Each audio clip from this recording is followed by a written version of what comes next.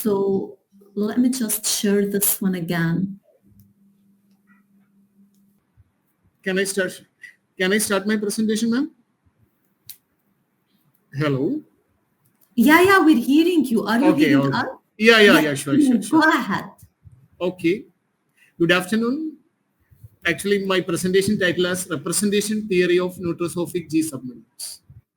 Actually, the keywords are Neutrosophic and G-submodules with together one or more binary operations. The representation theory represents the study of algebraic structures using its linear transformations. The representation theory directly related to the automorphisms or invertible linear transformations. Then the first slide, please.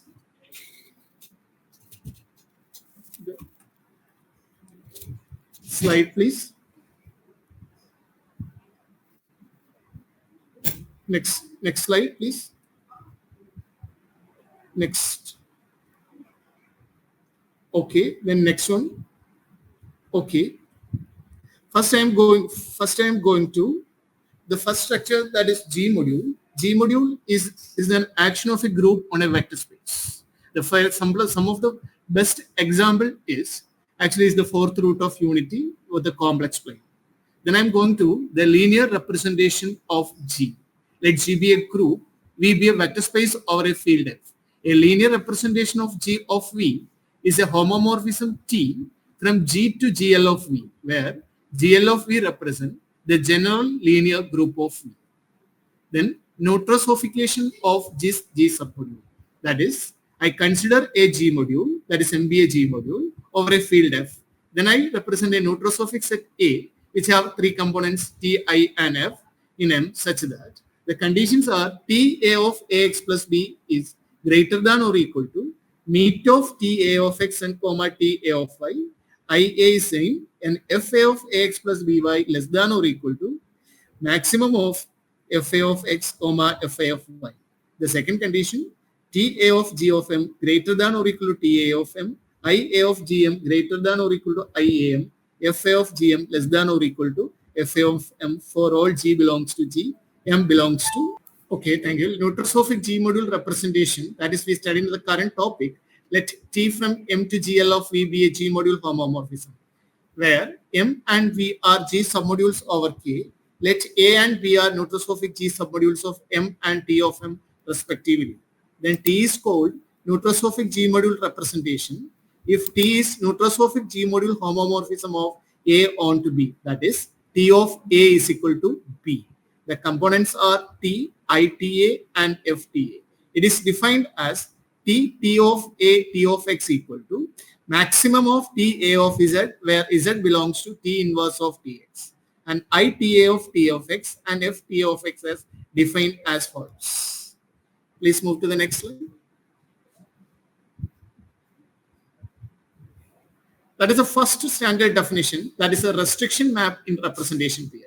I already mentioned the representation theory is the representation of elements of algebraic structure using linear transformation or invertible linear transformation. Let T be a neutrosophic representation of G module, M over a representation space V, and N is the G modules of M. Then the restriction of T to N is defined as T restricted to N of X is equal to T of X for all X belongs to M.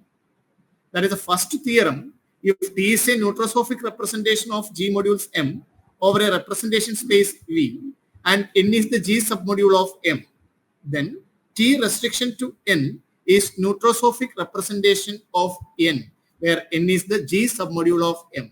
That is, we restrict T from to N, then it is representation become the representation of N. That is the importance of that theorem. Next we going to theorem 2. Let phi from M to M star be a G module homomorphism of A onto B, where A and B are neutrosophic G submodules of M and phi of M represented respectively. Then the map psi, quotient map, that is M by N to M star, defined by psi of X plus N is equal to phi of X. For all X belongs to M is a G module homomorphism of A onto B, where An is a neutrosophic G submodules of M by N and N is a G submodule of M. That is the next slide, please.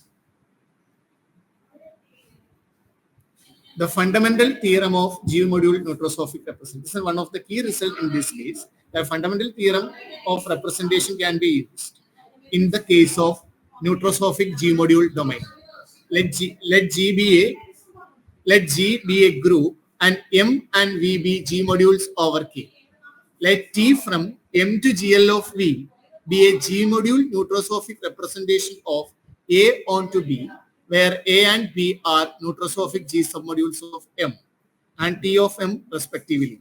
Let psi from M by N to GL of A defined by psi of x plus n is equal to Tx for all x belongs to M is a Neutrosophic G-module representation of A1 onto B, where An is a Neutrosophic G-module of M by N, N being a G-submodule of M. That is called the fundamental theorem of G-module Neutrosophic representation. Next slide, please. Actually, these are some bibliographic or reference, this one. Then thank you for listening. Thank you for the presentation and the connection between Neutrosophic sets and the algebra through the modules, representation theory of modules. Let's check if we have any questions from the attendees. Please feel free to write them in the chat box or connect after the session with the presenter, or just unmute yourself and ask your question. So do we have any questions? Now, I have a question that the Neutrosophic sets, they generalize the intuitionistic fuzzy sets and the fuzzy sets. So is there any work about representation theory of instead of Neutrosophic as fuzzy G submodules? Actually, in literature survey, there is no connection. Actually, we can improve that result to the fuzzy representation theory to inductionistic fuzzy representation. Then we are moving to the fuzzy inductionistic fuzzy to Neutrosophic fuzzy. Then we can easily analyze any error, or actually the result is correct or not. It is weakly homomorphic, or actually it is homomorphic or isomorphic. We can correctly identify the step-by-step procedure. Okay. And what do you think the importance or the significance of Neutrosophic G submodules in the context of representation theory? Okay, actually the main application in this representation theory is the Fourier series and the structural analysis. In this structural analysis, we discuss simple example is Fourier series. Actually, that is, we can decompose the elements into sine and cosine terms, which is Fourier series. But in this case, we can analyze or decompose the elements as three components. We can easily identify and rectify all the connections to this.